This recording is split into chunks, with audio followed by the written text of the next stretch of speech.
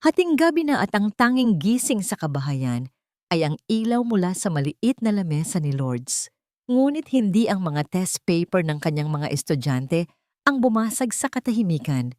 Isang matinis na tunog, ang cellphone niya.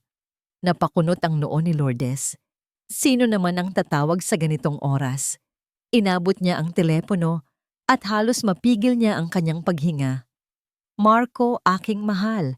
Iyon ang pangalang nakarehistro sa screen. Si Marco, ang asawa niya. Isang mabilis na kaba na may halong pananabik ang gumapang sa kanyang dibdib. Bihira na itong tumawag. Kadalasan, text lang ang natatanggap niya.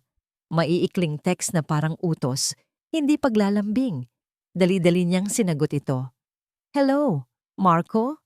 Walang sumagot sa kabilang linya. Tanging isang mahinang ugong lang ang kanyang narinig. Parang tunog sa loob ng isang mamahaling sasakyan. Marco, hello? Pag-uulit niya, nilakasan ng kaunti ang boses. At doon, narinig niya ang boses nito. Pero hindi siya ang kausap. May kausap itong iba. Isang boses na pagod, pero malumanay. Sobrang nakakapagod ang meeting. But it was successful. The board approved the proposal. Sabi ni Marco.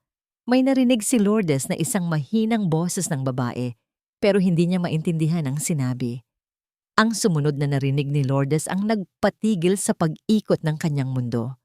Ang boses ni Marco, na sa loob ng maraming taon ay hindi niya narinig na ganoon kalambing, ay bumulong. Sige na, mahal. Matulog ka na. I love you. Isang click. Natahimik ang linya. Nakatitig lang si Lourdes sa kawalan. Ang cellphone ay nanatiling nakadikit sa kanyang tainga. Ang tatlong salitang iyon, ang salitang mahal. Kailan pa niya huling narinig iyon mula sa kanya?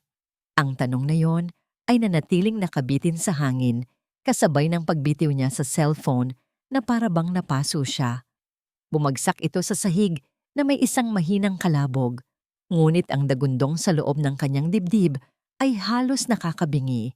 Isang kakaibang lamig, ang unti-unting gumapang mula sa kanyang mga paa, paakyat sa kanyang buong katawan. Ang bawat salita mula sa tawag na yon ay paulit-ulit na tumatakbo sa kanyang isipan, parang isang sirang plaka na walang tigil. Sige na, mahal, matulog ka na. I love you, mahal. Ang salitang yon, dati, para sa kanya lang yon. Pag-aari niya. Naalala niya noong mga unang taon ng kanilang pagsasama. Halos sa bawat pangungusap ni Marco, naroon ang salitang mahal. Mahal, kumain ka na ba? Good morning, mahal. I made you coffee. Miss na kita, mahal. Ang salitang iyon ang bumubuo sa kanyang umaga at ang nagpapatulog sa kanya sa gabi. Iyon ang musika ng kanilang pag-iibigan. Ngunit unti-unti, nagbago ang lahat. Habang lumalago ang negosyo ni Marco, habang dumarami ang kanyang mga tagumpay, ang musika ay unti-unting humina. Ang mahal ay naging Lourdes. Pagkatapos, wala na. Busy lang sa trabaho. Iyon ang palagi niyang sinasabi sa sarili. Kailangang kumayod para sa kinabukasan namin. Inintindi niya. Tinanggap niya ang lahat. Ang mga gabing nag-iisa siya sa kanilang malaking kama. Ang mga importanteng okasyon na hindi nito napuntahan. Ang mga yakap na napalitan ng mga mamahaling regalo. At ang mga mahahabang pag-uusap na naging mga pira-pirasong text na lang. Inakala niya na ang pagmamahal nila ay nag-mature lang, na nag-iba lang ng anyo. Inakala niya na ang lambing ni Marco ay napagod lang. Ngayon, sa isang iglap, naintindihan niya ang lahat. Hindi pala napagod. Hindi pala nawala ang lambing. Inilipat lang pala sa iba. Naramdaman niya ang unti-unting pag-init ng kanyang mga mata. Sunod-sunod na pumatak ang mga luha sa mga test paper na nasa kanyang harapan, ginagawang malabong tinta ang mga pulang marka na isinulat niya ilang minuto lang ang nakalipas. Ang sakit ay parang isang punyal na dahan-dahang ibinabaon sa kanyang puso. Dahan-dahan siyang tumayo, nanginginig ang mga tuhod, ang kanilang bahay, na dati simbolo ng kanilang mga pangarap, Ngayon ay parang isang malaki at malamig na kulungan. Ang bawat sulok ay sumisigaw ng kanyang pag-iisa. At doon, sa gitna ng sala, napako ang kanyang tingin sa pader. Sa kanilang wedding picture, nakangiti sila pareho. Siya, sa kanyang puting bestida, nakakapit ng mahigpit sa braso ni Marco. Si Marco, sa kanyang barong, nakatingin sa kanya na parabang siya ang buong mundo nito. Masaya, puno ng pangarap, puno ng mga pangako. Ang larawan ng babaeng iyon, ang masayang si Lourdes, ay parang nangungutya sa kanya ngayon. Hinaplos niya ang malamig na salamin. Ang daliri niya ay gumuhit sa nakangiting mukha ni Marco. Sa gitna ng kanyang mga hikbi, sa kabila ng sakit na dumudurog sa kanyang pagkatao, isang tanong ang namuo sa kanyang isipan. Isang tanong na babago sa lahat. Sino? Sino ang mahal niya? Walang tulog. Iyon ang naging bunga ng tawag na sumira sa gabi ni Lourdes. Dala niya ang bigat nito kinaumagahan, kasama ng namumugto niyang mga mata, na pilit niyang tinakpan ng kaunting concealer, ngunit may mga sakit na hindi kayang itago ng kahit anong pampaganda. Ang pagiging guro ay hindi lang trabaho, ito ay serbisyo. Kaya kahit durog na durog ang kanyang puso, pumasok pa rin siya. Kailangan siya ng kanyang mga estudyante. Kailangan niyang magpanggap na buo pa siya. Pagpasok niya sa faculty room, ang masiglang kwentuhan ng mga kapwa niya guro ay tila isang bulang biglang naglaho. Ang tawanan ay naputol. Ang mga tingin ay nag-iwasan. Isang hindi komportableng katahimikan ang pumalit sa ere. Narinig niya ang huling pira-piraso ng usapan bago siya dumating.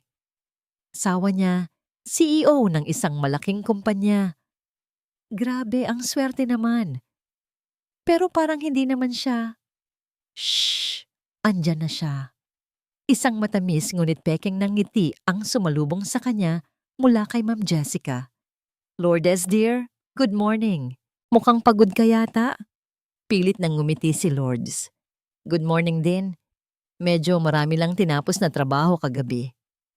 Ang bawat galaw niya papunta sa kanyang mesa ay parang isang mabagal na paglakad sa entablado.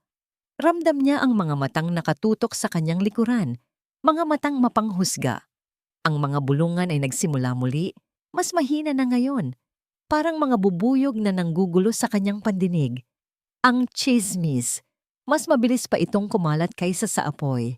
Na siya, isang simpleng guro, ay nakakuha lang ng isang mayamang asawa na baka ginagamit lang niya ito, na hindi siya karapat-dapat. Hindi pa man siya nakakaupo ng maayos, isang student aide ang lumapit. Ma'am Lourdes, pinapatawag po kayo sa principal's office. Lalong kumabog ang kanyang dibdib.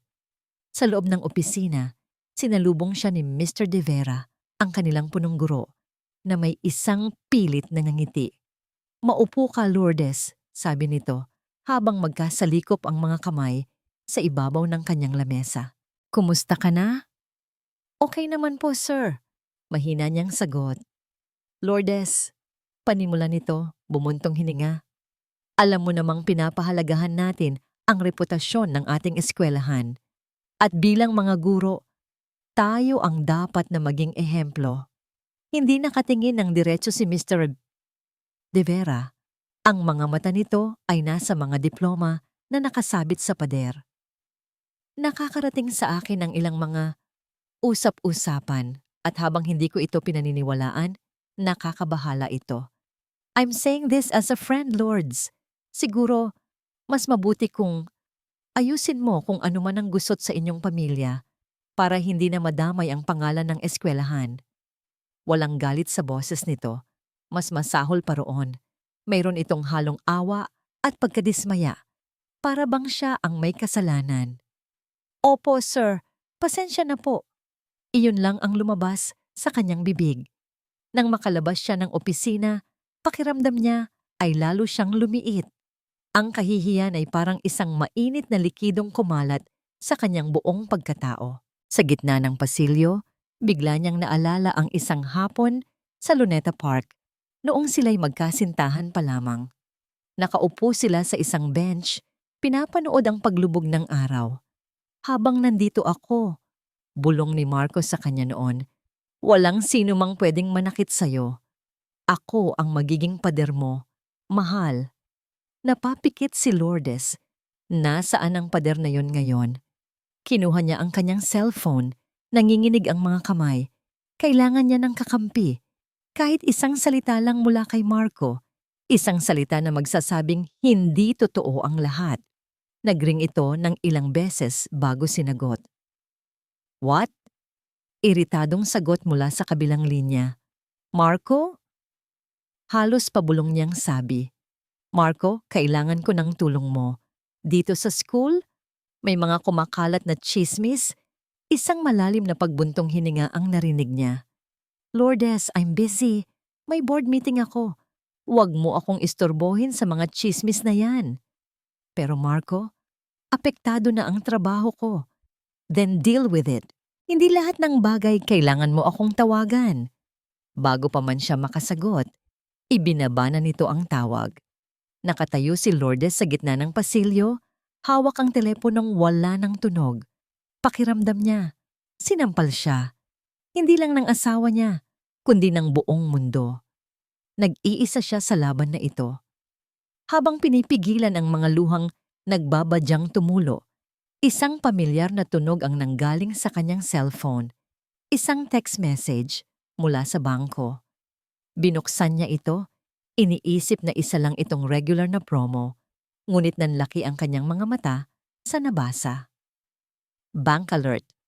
A withdrawal of PHP 500,000 euro was made from your joint savings account.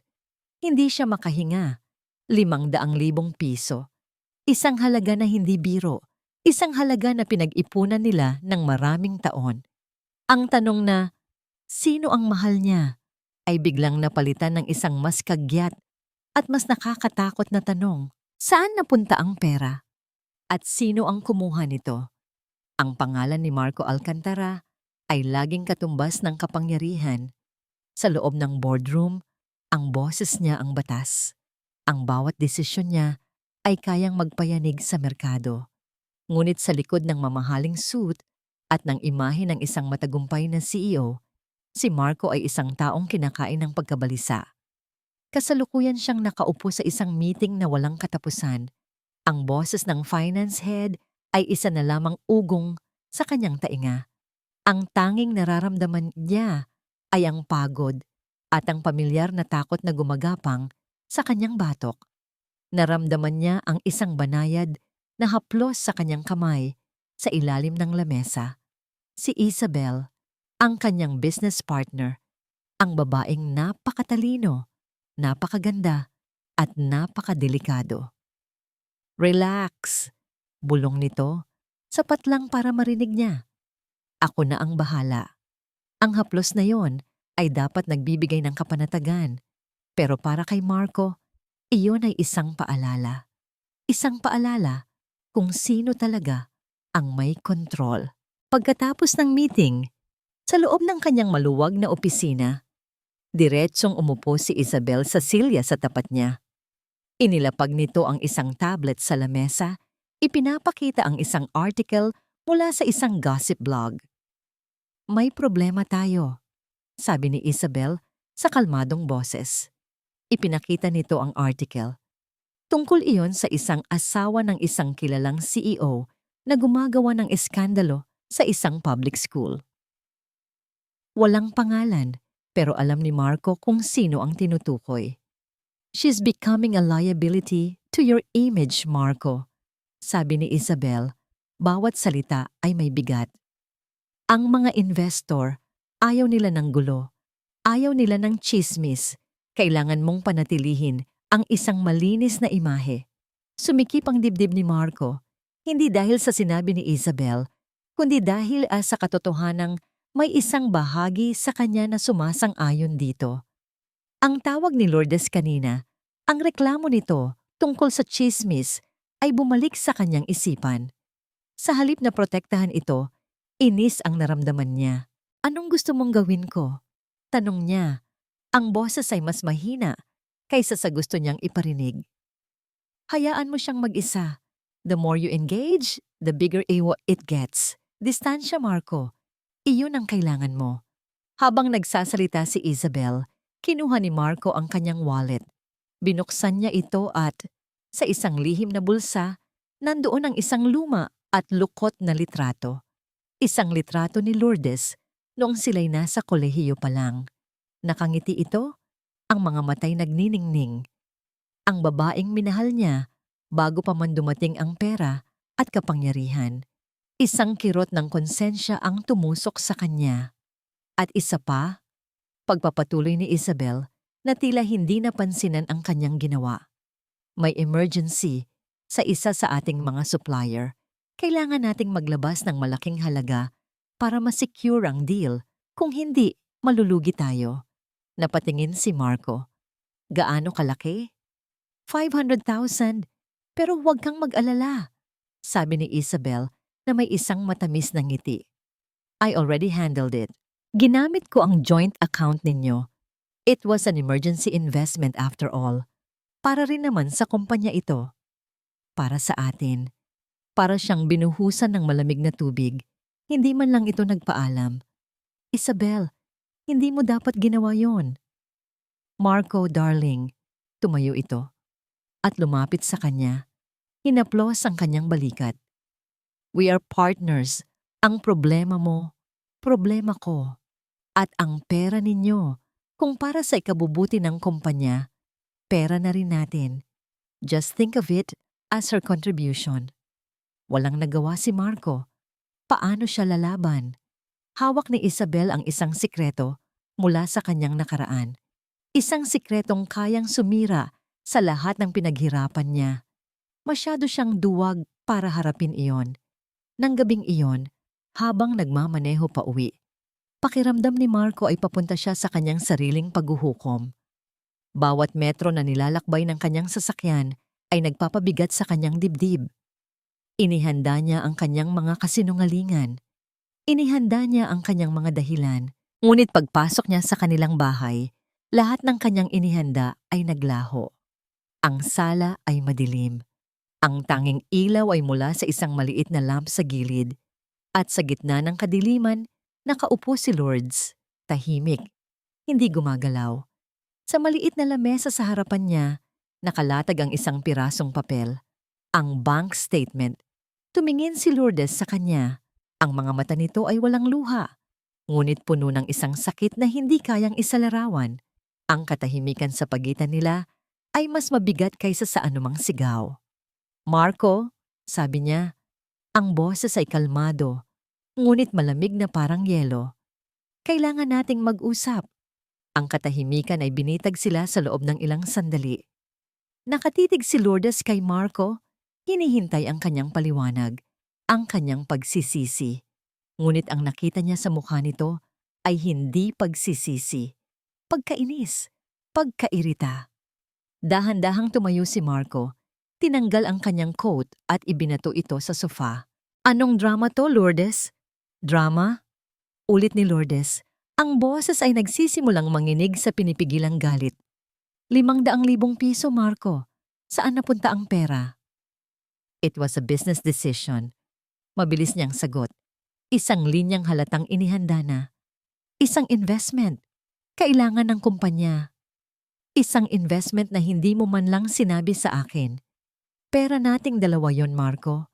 Pinag-ipunan natin yon. Lumapit si Marco. Sinubukan siyang hawakan sa braso, pero umiwas siya. Look, I was going to tell you. Naging abala lang talaga. Para rin naman sa atin to. Para sa kinabukasan natin. Ang mga salitang para sa atin ay parang lason sa pandinig ni Lourdes. Kasinungalingan. Huwag mong gamitin ang mga salitang yan, Marco. Sabi niya, malamig ang boses. Lalo na't may tinatawag ka ng mahal na iba. Natigilan si Marco. Ang pagkukunwari sa kanyang mukha ay biglang naglaho, napalitan ng gulat at pagkatapos ng depensa. Ano bang pinagsasasabi mo? Huwag ka nang magsinungaling. Hindi na napigilan ni Lourdes ang sarili. Narinig ko kayo. Tumawag ka kagabi. Akala mo siguro ibinaba mo na, pero narinig ko ang lahat. Sige na, mahal. Matulog ka na. I love you. Sino siya, Marco? Sino ang pinalit mo sa akin? Walang makuhang sagot si Lourdes. Tanging ang pag-iwas ng tingin ni Marco. At sa sandaling iyon, ang galit ni Marco ay bumalik. Mas malakas. Bilang isang sandata. I'm building an empire, Lourdes, and all you do is complain. Sigaw niya. Ang boses ay umaling-awngaw sa buong kabahayan. Nagpapakapagod ako para sa'yo, para sa pamilyang to. Tapos ito ang isusumbat mo sa akin? Mga walang basehang hinala? Ano bang ambag mo? Ang bawat salita ay isang sampal. Mas masakit pa sa pisikal na pananakit. Ambag ko? Halos pabulong niyang sagot, puno ng pait. Isinakripisyo ko ang pangarap kong magtayo ng sarili kong maliit na art school para suportahan ka. Ako ang nag-alaga sa bahay na to. Ako ang umintindi sa lahat ng pagkukulang mo. Iyon ba wala lang sa'yo? Praning ka lang, ganti ni Marco. Selosa ka lang. That was a business call. Kliyente ko yon. Ngunit alam ni Lourdes ang pagkakaiba ng boses ng isang negosyante at ng boses ng isang naglalambing na lalaki. At doon, sinabi ni Marco ang mga salitang tuluyang dumurog sa kung anuman ang natitira sa puso ni Lourdes. Maybe they're right, sabi niya. Ang mga matay nanlilisik. Maybe you're just not fit to be my wife anymore. Isang nakabibinging katahimikan. Ang mga salitang yon ay nanatiling nakalutang sa hangin. Para kay Lourdes, iyon na ang katapusan. Wala nang dapat pag-usapan. Wala nang dapat ayusin. Walang imik. Tinalikuran niya si Marco. Bawat hakbang paakyat ng hagdan ay parang may bigat na 1,000 libra. Hindi na siya umiiyak. Ang sakit ay lumagpas na sa puntong kaya pa itong ilabas ng mga luha. Pumasok siya sa kanilang kwarto. Ang kwarto niya. Kinuha niya ang isang maliit na maleta at sinimulang maglagay ng ilang damit. Hindi na niya ito itinuturing na tahanan. Sa ilalim ng kama, may isang lumang kahon. Kinuha niya ito. Laman nito ang mga natitirang alaala mula sa dating Marco. Mga sulat, mga litrato, mga tiket ng sine. Inilagay niya ito sa maleta.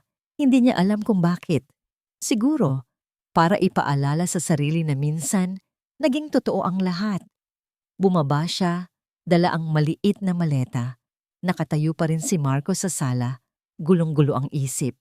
Saan ka pupunta? Tanong nito. Hindi siya sumagot. Naglakad siya papalabas ng pinto, papalabas ng bahay na puno ng kasinungalingan, at papalabas ng buhay na akala niya ay para sa kanya. Nakarating siya sa nag-iisang lugar na alam niyang tatanggap sa kanya. Ang maliit na bahay ng kanyang mga yumaong magulang sa probinsya na ngayon ay inaalagaan ng isang tiyahin. Doon, sa kanyang lumang kwarto, sa gitna ng katahimikan, binuksan niya ang kahon ng mga alaala. Sinimulan niyang tingnan ang mga laman nito, isa-isa. Isang ngingiti, isang alaala, isang kirot. At sa ilalim ng lahat, may isang folder na halos hindi na niya matandaan. Nang buksan niya ito, nakita niya ang isang makapal at naninilaw ng papel. Ang research paper ni Marco noong college. Ang papel na nagpanalo sa kanya ng scholarship na naging simula ng lahat ng tagumpay niya. At sa ilalim ng papel na yon, may isang sobre. Isang sulat na hindi para sa kanya. Nang buksan niya ito, isang galit na sulat kamay ang kanyang nabasa. Galing ito sa isang taong nagngangalang David. Ang mga salita ay matatalim, puno ng pait at pagtataksil. Ngunit ang huling pangungusap sa sulat ang nagpatigil sa kanyang paghinga at nagpadala ng kakaibang kilabot sa kanyang buong sistema. Ninakaw mo hindi lang ang gawa ko, Marco. Ninakaw mo ang kinabukasan ko. Ang mga salita sa sulat ay parang mga multo mula sa nakaraan. Bumabalot sa malamig na hangin ng kanyang silid. Ninakaw mo ang kinabukasan ko. Ang linyang iyon ay paulit-ulit na tumatambol sa isipan ni Lourdes. Si Marco, ang kanyang asawa, Ang lalaking pinangakuan niya ng habambuhay ay may itinatagong isang napakadilim na lihim. Ang pundasyon ng kanilang buhay, ang mismong tagumpay na nag-angat sa kanila, ay itinayo pala sa ibabaw ng isang malaking kasinungalingan, isang ninakaw na pangarap. Ang sakit ng pagtataksil sa kasalukuyan ay pinatungan pa ng sakit ng pagtataksil mula sa nakaraan. Ang lahat ng paghanga niya kay Marco, sa kanyang talino at sipag, ay biglang nabahira ng pagdududa. Hindi na siya iiyak. Tapos na ang yugto ng pagluha. Ngayon, ang kailangan niya ay katotohanan. Kinuha niya ang kanyang laptop. Ang pangalang David Reyes ay pamilyar, pero malabo. Marahil nabanggit ni Marco noon, noong mga panahong nagkukwento pa ito tungkol sa kanyang buhay, nag-type siya sa search bar, David Reyes, at idinagdag ang pangalan ng universidad nila ni Marco. Libo-libong resulta ang lumabas. Ngunit isang link ang nakaagaw ng kanyang pansin. Isang article mula sa lumang website ng kanilang student publication. Ang pamagat, Engineering Prodigy, David Reyes, drops out, cites personal reasons. Binuksan niya ang article. May luma itong litrato ng isang binatang nakangiti, matalino ang mga mata, hawak ang isang tropeo. Ayon sa article, si David ang pinakamahusay sa kanilang batch, ang pambato nila sa mga national competition. At bigla, isang linggo bago ang kanilang graduation, nag-drop out ito. Walang paliwanag. Naglaho na lang na parang bula. Kinilabutan si Lourdes. Ang petsa ng article ay halos kasabay ng petsa kung kailan nanalo si Marco ng scholarship. Nag-uugnay ang mga piraso ng puzzle at ang nabubuong larawan ay isang bagay na nakakatakot. Habang abala siya sa pagbabasa, biglang nag-ring ang kanyang cellphone. Si Marco. Saglit siyang natigilan bago sinagot. Lourdes, nasaan ka? Ang boses nito ay hindi nag-aalala, kundi nag-uutos. Umuwi ka na. Itigil mo na tong kahibangan mo. Kahibangan? Malamig niyang sagot. Ang paghahanap ba ng katotohanan ay kahibangan para sa'yo, Marco? Anong sinasabi mo? Stop being dramatic. Umuwi ka na at pag-usapan natin to. Wala na tayong dapat pag-usapan, sabi ni Lourdes, at sa kauna-unahang pagkakataon, siya ang nagbaba ng tawag, isang maliit na hakbang, pero para sa kanya, iyon ay isang malaking pagbawi ng kapangyarihan. Ilang minuto ang lumipas, habang sinusubukan niyang hanapin ang kasalukuyang impormasyon tungkol kay David, isang notification ang lumitaw sa kanyang screen. Isang kaibigan ang nagtag sa kanya sa isang post. Nang i-click niya ito, halos mabitawan niya ang laptop. Isang litrato. Si Marco at si Isabel magkatabi sa isang magarbong charity event. Ang kamay ni Isabel ay nakahawak sa braso ni Marco. At si Marco, nakangiti. Isang ngiti na matagal na niyang hindi nakikita. Isang ngiti na para lang sa kamera. Pero sa mga mata ng publiko, sila ang perpektong power couple. Iyon na ang huling patak na nagpaapaw sa kanyang pasensya. Ang pagtataksil. Ang kasinungalingan, ang pampublikong kahihiyan. Determinado, ipinagpatuloy niya ang paghahanap. Sa tulong ng isang lumang online directory, sa wakas, may nakita siyang pangalan at isang posibleng lokasyon. David Reyes, may-ari ng isang maliit na coffee shop sa isang tahimik na bayan sa Laguna. Kinabukasan hindi na siya nagdalawang isip, nagbiyahe siya. Nang marating niya ang lugar, nakita niya ang isang maliit at simpleng kapihan. Kapet Katotohanan, ang nakasulat sa karatula. Huminto siya sa tapat nito. Pinapanood ang mga taong pumapasok at lumalabas. Biglang bumigat ang kanyang mga paa. Paano niya sisimulan? Anong sasabihin niya? Hi, asawa ako ng lalaking sumira sa buhay mo? Habang siya'y nag-aatubili sa kabilang kalsada, biglang bumukas ang pinto ng coffee shop. Isang lalaki ang lumabas. May bitbit na isang supot ng basura. Simple lang ang suot nito, ngunit may tindig na pamilyar. Nang mag-angat ito ng tingin at mapadako sa kanya, natigilan ito. Tinitigan siya nito ng ilang segundo na para bang sinusuri ang isang matagal ng nawawalang alaala. At sa gitna ng ingay ng mga sasakyan at ng kaba sa kanyang dibdib, nagsalita ang lalaki. Ang boses nito ay kalmado, ngunit may bigat ng maraming taon. Lourdes? Nakatayo si David sa labas ng kanyang coffee shop. Hawak pa rin ang supot ng basura. Ang pagkikita nila ni Lourdes ay hindi aksidente. Hinihintay niya ito. Lourdes! Pag-uulit niya, mas mahinaw na ngayon. Halika, pumasok ka muna. Dito tayo mag-usap. Nag-aalangan man, sumunod si Lourdes.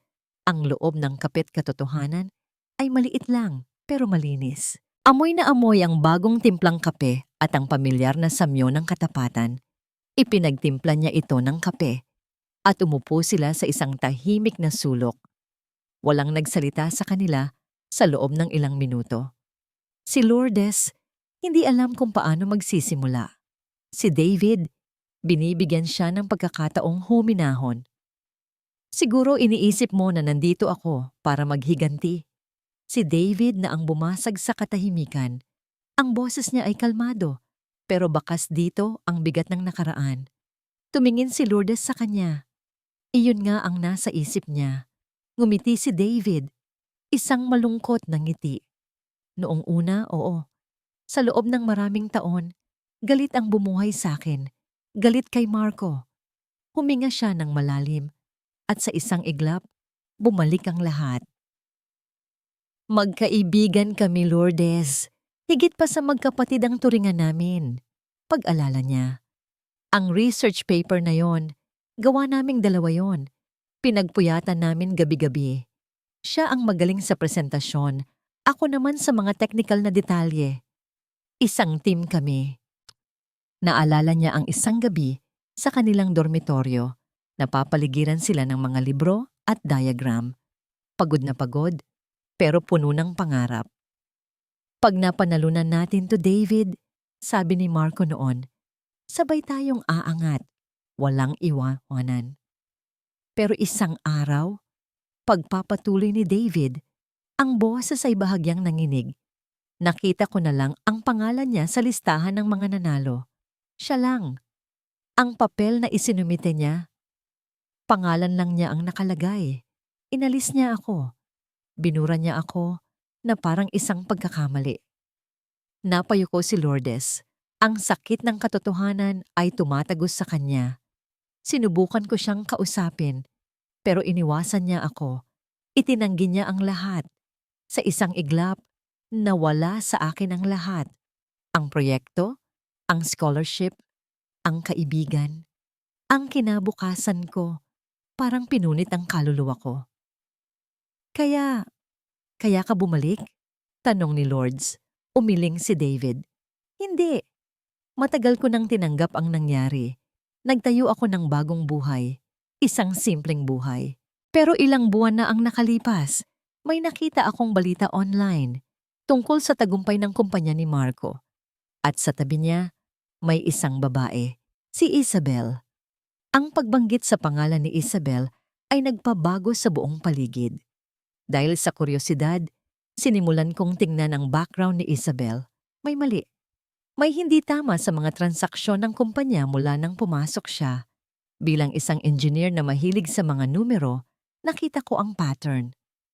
Kinuha ni David ang kanyang tablet at ipinakita ito kay Lourdes. May mga spreadsheet, mga pangalan ng mga shell company, mga diagram ng daloy ng pera. Hindi lang partner si Isabel, Lourdes. Unti-unti niyang kinukuha ang lahat mula kay Marco. At alam mo ba kung ano ang armas niya? Tumingin si David nang diretso sa mga mata ni Lourdes. Ang sikreto natin. Ang sikreto namin. Natuklasan niya ang tungkol sa research paper. Alam niya ang lahat. At ginagamit niya yon para kontrolin si Marco. Para pilitin siyang pumirma sa mga dokumento. Para ilipat ang mga ari-arian sa mga kumpanyang pag-aari niya. Ang pagpapalaya sa'yo, ang pagkuha ng pera sa account ninyo. Lahat yon, plano ni Isabel. Gusto niyang ihiwalay si Marco sa lahat ng taong posibleng tumulong sa kanya para kapag wala na siyang malapitan, doon niya ibibigay ang huling dagok. Natulala si Lourdes. Ang kanyang kaaway ay hindi lang pala isang kabit. Ang kaaway niya ay isang ahas na may plano, isang halimaw na gustong lamunin ang lahat. Bakit? Bakit mo to sinasabi sa akin? Nalilitong tanong ni Lourdes. Tinitigan siya ni David. Ang mga mata ay puno ng isang emosyon na hindi inaasahan ni Lourdes. Pag-aalala. Hindi galit ang dahilan kung bakit ako bumalik, Lords. Nandito ako para iligtas siya mula sa isang ahas. Kahit anong nangyari, naging kaibigan ko pa rin siya at ayokong makita siyang masira ng ganito. Sa gitna ng pagkabigla ni Lourdes, biglang nagring ang kanyang cellphone. Isang hindi pamilyar na numero. Nanginginig niyang sinagot ito. Hello? Si Mrs. Lourdes Alcantara po ba ito? Tanong ng isang malamig at profesional na boses ng lalaki sa kabilang linya. Oo po? Ako nga po. Good afternoon. I'm Attorney Mendoza, the legal counsel for Miss Isabel Gonzalez and her holding company. I am formally informing you that as of yesterday, the ownership of the property located at has been legally transferred to our client's company. Hindi makapagsalita si Lourdes. You have 24 hours to vacate the premises. Thank you. Click. Ibinaba ng abogado ang tawag. Napatingin si Lourdes kay David. Ang muka ay blanko sa pagkabigla at takot. Nagsimula na ang huling dagok. Wala na siyang bahay na mauuwian. Ang opisina ni Marco Alcantara ay ang kanyang kaharian. Ang malawak na bintanang salamin ay nagbibigay tanaw sa buong lungsod. Isang paalala ng lahat ng kanyang narating, ng lahat ng kanyang nasakop. Ngunit sa araw na yon, ang kaharian ay naging isang kulungan. At siya ang bilanggo. Kaharap niya si Isabel. Hindi na ito ang babaeng malambing bumulong sa mga meeting. Ang kaharap niya ngayon ay isang reyna ng yelo. Ang mga matay matalim at walang emosyon. Sa ibabaw ng kanyang mamahaling lamesa, inilatag ni Isabel ang isang itim na folder. Isang folder na alam ni Marco na sisira sa kanyang buhay. Everything is here, Marco, sabi ni Isabel sa kalmadong boses. Ang orihinal na research paper ni David, mga testimonya mula sa dati ninyong propesor, mga email kung saan paulit-ulit kang tinatanong ni David kung bakit mo ginawa iyon. Lahat ng kailangan para patunayan na ikaw ay isang mandaraya. Hindi makapagsalita si Marco. Ang hangin sa kanyang baga ay tila naubos. You have two choices, pagpapatuloy ni Isabel. Pipirmahan mo ang huling dokumento, ang paglilipat ng controlling shares ng kumpanya sa akin, at mananatili kang CEO sa pangalan. Isang puppet na susunod sa lahat ng sasabihin ko. O, itinuro nito ang folder. Ibibigay ko ito sa media. Sisirain ko ang pangalan mo. Ibabalik kita sa kung saan ka nanggaling, sa putik. Ang bawat salita ay isang pako na ibinabaon sa kanyang kabaong. Wala siyang laban. Nahuli siya sa sarili niyang bitag. Ang kasalanan na pilit niyang ibinaon sa limot ay nagbalik para singilin siya. Bakit, Isabel? Bakit mo ginagawa to? Iyon lang ang nagawa niyang itanong. Ang boses ay basag. Akala mo mahal kita? Isang mapait na tawa ang kumawala kay Isabel. Oh, Marco, you were a means to an end. Isang hagdanan na kailangan kong akyatin. At ngayon, nasa tuktok na ako. Hindi na kita kailangan. Inabot nito sa kanya ang isang fountain pen at ang dokumento. Ang mga kamay ni Marco ay nanginginig. Ang bawat letra ng kanyang pangalan na isusulat niya ay isang pag-amin ng kanyang pagkatalo. Tungkol kay Lourdes, sabi ni Isabel habang siya'y pumipirma, na para bang nagpapaalala lang ng isang maliit na detalye. Naabisuhan na siya ng abogado ko. Kailangan na niyang umalis sa bahay. Mas maganda kung hindi ka na magpapakita sa kanya. It will be cleaner that way. Gusto niyang sumigaw. Gusto niyang magmakaawa. Ngunit ano ang sasabihin niya? Anong karapatan niya? Ipinagpalit niya ang asawa niya para sa tagumpay at ngayon, pareho silang mawawala sa kanya. Pagkaalis ni Isabel, naiwan si Marcos sa kanyang nagdilim na kaharian. Kinuha niya ang kanyang cellphone. Dinial niya ang numero ni Lourdes. Ano ang sasabihin niya? Hindi niya alam. Kailangan lang niyang marinig ang boses nito. Nang sagutin ito, ang tanging lumabas sa bibig niya ay isang pabulong na pagsusumamo. I'm sorry. Bago pa man makasagot si Lourdes, ibinaba na niya ang tawag. Isang duwag. Hanggang sa huli, isa siyang duwag. Tumayo siya at lumapit sa bintana. Mula sa itaas, ang mga tao sa ibaba ay parang mga langgam lamang, abala sa kani-kanilang buhay. Noong una, ang tanawing ito ay nagbibigay sa kanya ng pakiramdam ng kapangyarihan. Ngayon, ang nararamdaman niya lang ay pag-iisa. Nawala na ang lahat, ang kumpanya, ang pera, ang babaeng tunay na nagmahal sa kanya. Ang respeto niya sa sarili, wala nang natira. Biglang nag-vibrate ang kanyang cellphone. Isang email mula sa isang hindi kilalang address. Nang buksan niya ito, wala itong subject, walang mensahe. Tanging isang attachment, isang litrato. Nang i-download niya ito, isang pamilyar na imahe ang lumitaw. Siya at si David, noong sila'y mga estudyante pa lang, nakaupo sa damuhan ng kanilang campus, magkaakbay, nakangiti ng napakalapad sa kamera. Ang mga mata nila'y puno ng pangarap, puno ng pag-asa. Walang halong pagtataksil, walang bahid ng kasakiman. Habang tinititigan niya ang litrato ng kanyang dating sarili, ang lalaking puno ng potensyal bago niya ito ipagkanulo. Naramdaman ni Marco ang pagbagsak ng isang mainit na likido sa screen ng kanyang cellphone, isang luha. At sinundan pa ito ng marami pang iba. Sa gitna ng kanyang salamin na kaharian, ang makapangyarihang CEO na si Marco Alcantara ay bumagsak sa kanyang mga tuhod at humagulgol na parang isang batang nawawala. Ang balita mula sa abogado ni Isabel ay dapat sana ang huling dagok na tuluyang wawasak kay Lourdes, ang mawala ng tahanan, ang lugar kung saan nabuo ang kanyang mga pangarap at alaala, ay isang sakit na hindi maipaliwanag. Sa loob ng ilang oras, nakaupo lang siya sa coffee shop ni David, nakatulala, habang ang mga salitang "You have 24 hours to vacate" ay umuulit-ulit sa kanyang isipan na parang isang sumpa. Pakiramdam niya, pinagsakluban siya ng langit at lupa. Wala na siyang babalikan, wala na siyang pag-aari. Ngunit habang papalubog ang araw at ang ginintuang sinag nito ay tumatama sa kanyang mukha, isang kakaibang bagay ang nangyari. Ang takot ay unti-unting napalitan. Ang kawalan ng pag-asa ay dahan-dahang naglaho.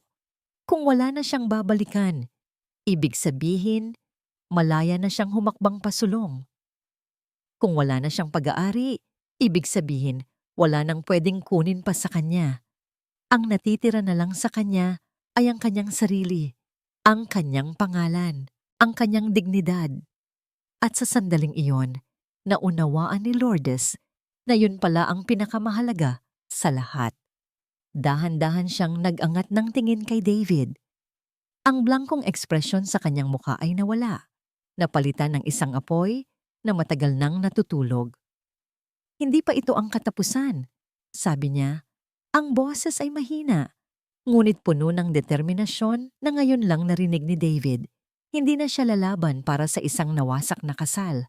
Lalaban siya para sa katarungan. Lalaban siya para sa sarili niya. Kinabukasan, sa halip na mag-empake ng kanyang mga gamit mula sa bahay na ipinagkait na sa kanya, nagtungo si Lourdes sa isang maliit na paupahang kwarto na tinulungan siyang hanapin ni David. Dala lamang ang isang maliit na maleta, humarap siya sa salamin. Ang babaeng nakatingin pabalik sa kanya ay hindi na ang kahabag-habag na asawang naghihintay sa wala. Ang nakikita niya ay isang babaeng nasaktan, oo, pero hindi sumuko. Isang mandirigma. Muling nagkita sina Lourdes at David sa kapit katotohanan. Ngunit ngayon, Hindi na ito isang pag-uusap ng mga biktima. Isa na itong pagpaplano ng mga magkakampi. Si Isabel, panimula ni Lourdes, ang tingin niya sa lahat ay numero at pera. Pero nakalimutan niya ang isang bagay, ang kahinaan ni Marco. Ang sikreto niya? Tanong ni David. Hindi lang yon, sagot ni Lourdes. Kilala ko si Marco. Sa likod ng kanyang kayabangan, meron pa ring isang piraso ng konsensya. At ang kahinaan niya ay ang mga taong tunay na nagmalasakit sa kanya noon, bago pa man siya naging si Marco Alcantara, CEO. Gamit ang kaalaman ni Lourdes tungkol sa personal na buhay ni Marco at ang husay ni David sa pagsasaliksik, sinimulan nilang buuin ang kanilang plano. Tinawagan ni Lourdes ang mga dati nilang kaibigan sa universidad, mga taong nakakakilala sa tunay na pagkatao ni Marco. Naghahanap si David ng mga dating empleyado na tinanggal ni Isabel ng walang dahilan. Unti-unti, nakabuo sila ng isang network ng mga taong may iisang layunin. Ang itama ang mali. Isang hapon, habang sila'y nag-uusap, may naalala si Lourdes. Ang board of directors. Karamihan sa kanila ay mga kaibigan pa ng ama ni Marco. Mga taong may integridad. Hindi nila alam ang mga ginagawa ni Isabel. Isang ideya ang nabuo sa isipan ni David. Kailangan nating ipaalam sa kanila. Pero hindi pwedeng basta-basta. Kailangan nating gawin ito sa paraang hindi nila maaaring baliwalain. Gabi na nang matapos sila. Hawak ni Lourdes ang kanyang cellphone. Sa kanyang contacts, nakalista ang mga pangalan ng bawat miyembro ng board, mga numerong naibigay sa kanya ni Marco noon para sa mga emergency. Ito na ang emergency. Nag-compose siya ng isang mensahe. Simple lang, walang paliwanag, walang akusasyon, isang paunang putok lamang. To the honorable members of the Alcantara Corp. Board, may mahalagang katotohanan kayong dapat malaman tungkol kay Miss Isabel Gonzalez at sa hinaharap ng kumpanya. Bukas, sa gaganaping emergency meeting, malalalaman ninyo ang lahat. Pinindot niya ang send. Isang mensahe na ipinadala sa lahat ng miyembro. Isang mensahe na tiyak na maghahasik ng pagdududa at kaguluhan. Isang mensahe na magiging hudyat ng pagsisimula ng laban. Ang conference room ng Alcantara Corp ay puno ng tensyon. Ang mga miyembro ng board, karamihan ay mga matatandang negosyanteng may malalim na respeto sa pamilya Alcantara, ay nagbubulungan. Ang misteryosong text na natanggap nila kagabi ay gumimbala sa kanilang lahat. Sa gitna ng lahat, si Isabel Gonzalez ay nakatayo sa harap. Iritable, ngunit nagpipigil. Hindi niya alam kung sino ang nagpadala ng text. Ngunit alam niyang kailangan niyang kontrolin ang sitwasyon. As I was saying, sabi niya, pilit na pinapakalma ang boses. This emergency meeting is unnecessary. The transition is proceeding smoothly. Nakatayo si Marco sa isang sulok ng silid, parang isang anino. Wala na siyang kapangyarihan dito. Isa na lang siyang palamuti. Bawat salita ni Isabel ay parang isang insulto. Nakikita niya ang pagdududa sa mga mata ng mga board members, mga taong tumayong ninong niya sa binyag. Gusto niyang magsalita, ngunit ang sikreto na hawak ni Isabel ay parang isang busal sa kanyang bibig. Pakiramdam niya, ito na ang pinakakahiya-hiyang sandali ng kanyang buhay. Biglang bumukas ang pinto ng conference room. Lahat ay napalingon. Humakbang si Lourdes papasok sa silid. Ang kanyang mga tuhod ay nanginginig, ngunit ang kanyang tindig ay matatag. Sa likod niya ay si David Reyes, kalmado at determinado. Ang suot ni Lourdes ay isang simpleng bestida, malayong malayo sa mga mamahaling damit ni Isabel. Ngunit ang dignidad sa kanyang mga mata ay hindi matatawaran. Sino ka? Anong ginagawa mo dito? Sigaw ni Isabel. Ang pagkukunwaring kalmado ay naglaho na. Security! She's with me. Isang malalim na boses ang nagsalita. Si Mr. Tan, ang pinakamatandang miyembro ng board at matalik na kaibigan ng yumaong ama ni Marco. Nais naming marinig ang kanyang sasabihin. Nanlaki ang mga mata ni Isabel. Tumingin siya kay Marco. Isang tingin na nagbabanta. Ngunit si Marco ay nakayuko lang, hindi makatingin kanino man. Nandito po ako. Panimula ni Lourdes, ang boses ay malinaw at hindi nanginginig dahil may isang ahas sa loob ng kumpanyang ito. Sa sumunod na 10 minuto, inilahad ni David sa tulong ng mga dokumento at datos na ipinapakita sa projector ang lahat ng anomalya sa pananalapi ng kumpanya mula nang pumasok si Isabel, ang mga shell company, ang mga overpriced na kontrata, ang sistematikong pag-aalis ng yaman mula sa Alcantara Corp papunta sa mga account ni Isabel. Bawat ebidensya ay isang dagok sa mukha ni Isabel. Kasinungalingan, sigaw ni Isabel. Lahat ng ito ay pinirmahan ni Marco. He approved everything. Ito ay isang desperadong gawa ng isang selosang asawa. Totoo, sagot ni Lourdes na ikinagulat ng lahat. Tumingin siya ng diretso kay Marco. Ang mga mata niya ay hindi galit, kundi puno ng isang malungkot na pag-unawa. Pinirmahan niya ang lahat dahil sa takot, dahil hawak ni Miss Gonzales sa leeg ang asawa ko gamit ang isang sikreto mula sa aming nakaraan. Ito na ang sandali. Ang sandali ng paghuhukom. Ito ang hustisya, sabi ni Lourdes. Ang tingin ay hindi pa rin inaalis kay Marco. Hindi para sa akin, kundi para sa katotohanan. Ang mga salitang yon ay tumama kay Marco na parang kidlat. Ang hustisya, ang katotohanan. Mga salitang matagal na niyang kinalimutan. Nakita niya ang lahat sa mga mata ni Lourdes, ang sakit na idinulot niya, ang pagtataksil na ginawa niya, at ang hindi kapani-paniwalang lakas nito na tumayo doon, hindi para sirain siya, kundi para iligtas siya. Dahan-dahan, itinuwid ni Marco ang kanyang pagkakatayo. Naglakad siya papunta sa harap. Bawat hakbang ay mabigat.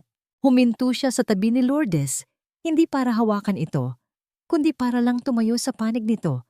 Sa unang pagkakataon, sa loob ng napakatagal na panahon, humarap siya sa board. Humarap siya kay David. "She's right," sabi niya. Ang boses ay basag, ngunit malinaw. Ang lahat ng kasinungalingan, lahat ng takot, ay naglaho. Wala nang natira, kundi ang hubad na katotohanan. "And I have my own confession to make." Inamin niya ang lahat. Ang tungkol sa research paper, ang pagnanakaw niya sa gawa ni David, ang pandaraya na naging pundasyon ng kanyang tagumpay. Ang bawat salita ay isang pagpapalaya sa sarili mula sa kulungan na siya mismo ang gumawa. Si Isabel ay natulala. Wala nang sandata, wala nang maibabanta. Ang kanyang kapangyarihan ay naglaho na parang usok. Matapos ang kanyang pag-amin, sa gitna ng nakabibinging katahimikan ng silid, dahan-dahang humarap si Marco kay Lourdes. Ang kayabangan ng isang CEO ay wala na. Ang natira ay isang lalaking sira, isang lalaking nagsisisi. Ang mga luha ay malayang dumaloy sa kanyang mga mata. "Lourdes," bulong niya, ang boses ay puno ng sakit at pagsusumamo. "Patawarin mo ako." Lumipas ang ilang linggo. Ang eskandalo sa Alcantara Corp ay yumanig sa mundo ng negosyo, ngunit sa huli, nanaig ang katotohanan. Si Isabel Gonzales ay nahaharap sa maraming kaso ng pandaraya. Ang board, sa pamumuno ni Mr. Tan, ay sinimulan ang mahabang proseso ng paglilinis at pagbangon muli. Nakatayo si Lourdes sa harap ng kanyang klase, tinuturuan ang mga bata tungkol sa mga bayani ng Pilipinas. Sa labas ng bintana, tahimik ang mundo. Ang mga bulungan at tsismis sa eskwelahan ay napalitan ng respeto at paghanga. Ang kwento ng kanyang katapangan ay kumalat, hindi bilang isang iskandalo, kundi bilang isang inspirasyon. Pagkatapos ng klase, habang naglalakad siya sa koridor, nakita niya ang isang pamilyar na figura na naghihintay malapit sa gate ng eskwelahan. Si Marco. Simple lang ang suot nito, hindi na ang mamahaling suit ng isang CEO. Mukha itong pagod, mas payat. Ngunit sa kanyang mga mata, may isang bagong kapayapaan. Nang makita siya ng mga kapwa niya guro, hindi sila nag-iwas ng tingin. Sa halip, nginitian siya. Lumapit si Marco. "Hi," sabi nito. Ang boses ay mahina. Sa halip na sagutin siya, tumingin si Lourdes sa mga kasamahan niyang papalapit. Ito na ang pagkakataon. Ngumiti si Marco, isang ngiting malungkot ngunit tapat. Naintindihan niya. Humarap siya sa mga guro. "Magandang hapon po," sabi niya ng malakas at malinaw. "Hindi po ako nagpunta dito para manggulo. Gusto ko lang pong ipakilala ang sarili ko ng maayos." Huminga siya ng malalim. "Ako po si Marco Alcantara at siya si Lourdes, ang aking asawa at ang pinakamabuting tao na kilala ko. Isang simpleng pagpapakilala. Ngunit para kay Lourdes, iyon ang pinakamahalagang pahayag na narinig niya mula rito. Ang pag-ako, ang pagkilala." Sa harap ng mundong minsang humusga sa kanya, pumayag si Lourdes na makipag-usap. Naglakad sila papunta sa isang parke sa malapit, ang parehong parke kung saan sila madalas mamasyal noon. Umupo sila sa isang bench. May isang espasyo sa pagitan nila. "Nakausap ko na si David," panimula ni Marco. "Ibinibigay ko sa kanya ang nararapat na bahagi. Kaya sinanggi, sa lahat ng kinita ng kumpanya mula sa teknolohiyang yon, hindi yon kabayaran, alam ko. Pero iyon ang simula." Tumangulang si Lourdes nakikinig. "Nag-resign na ako bilang CEO. Pagpapatuloy niya, hindi ako karapat-dapat. Magsisimula ako ulit, mula sa baba, sa tamang paraan." Tumingin ito sa kanya. Ang mga mata ay puno ng pagsisisi na hindi na kailangan pang sabihin. "Lourdes, alam kong wala akong karapatang humingi ng kahit ano. Hindi ako nandito para pilitin kang bumalik. Nandito ako para ibigay sa iyo ang kalayaan. Ano man ang maging desisyon mo, tatanggapin ko." Sa unang pagkakataon, sa loob ng napakatagal na panahon, walang kasinungalingan sa pagitan nila. Walang pagkukunwari. Tanging dalawang taong nasira, naghahanap ng daan. Tumingin si Lourdes sa malayo. Pinapanood ang mga batang naglalaro. Ang pagpapatawad, Marco, hindi ibinibigay dahil karapat-dapat ang isang tao. Ibinibigay ito para ang nagpapatawad ay makalaya. Hinarap niya si Marco. "Pinapatawad kita. Para sa akin. Para makahinga na ulit ako." Nakita niya ang luhang namuo sa mga mata ni Marco. "Maaari tayong magsimula muli," sabi ni Lourdes, at nakita niya ang pag-asa na biglang sumilay sa mukha nito. Ngunit itinaas niya ang kanyang kamay. Ngunit sa pagkakataong ito, may mga patakaran, may mga hangganan. Tumingin siya ng diretso sa mga mata nito. Ang bawat salita ay may bigat at kahulugan. At ang una ay ang paggalang. Paggalang sa akin bilang tao, hindi bilang asawa lang. Paggalang sa trabaho ko. Paggalang sa mga pangarap ko. Paggalang sa dignidad ko. Kapag ang isa sa mga yan ay nasira ulit, iyon na ang huli. Walang nang pangatlong pagkakataon. Walang pag-aatubili. Tumango si Marco. "Naiintindihan ko. Susubukan kong maging karapat-dapat araw-araw." Hindi sila magkayakap. Hindi sila naghawak kamay. Nakaupo lang sila doon, sa isang bench sa parke na may espasyo sa pagitan nila. Ngunit sa kauna-unahang pagkakataon sa loob ng maraming taon, sila ay tunay na magkasama, nakatingin sa iisang direksyon, ang isang mahaba at hindi tiyak na daan patungo sa paghilom. Hindi ito ang perpektong pagtatapos na tulad sa mga fairy tale, pero ito ay totoo. At para kay Lourdes, ang katotohanan, kasama ng kanyang dignidad na buo at hindi na matitinag, ay sapat na. Ito ay isang bagong simula.